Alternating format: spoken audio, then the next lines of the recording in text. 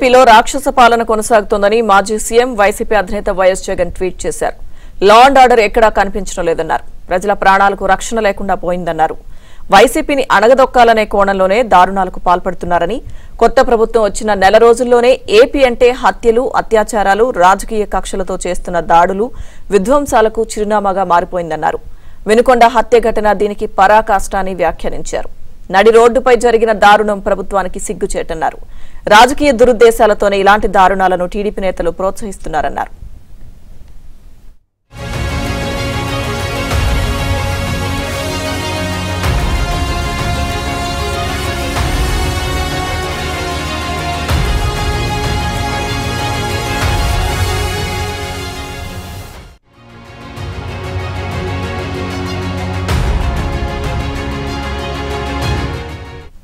నేరగాళ్లు, హంతకులు చెలరేగిపోతున్నారని, అధికారం శాశ్వతం కాదంటూ ట్వీట్ చేసిన జగన్, కొత్త ప్రభుత్వం ఏర్పాటైన తర్వాత జరిగిన హింసాత్మక ఘటనలపై కేంద్ర ప్రభుత్వ ఏజెన్సీలతో ప్రత్యేక విచారణ జరిపించాలని డిమాండ్ చేశారు.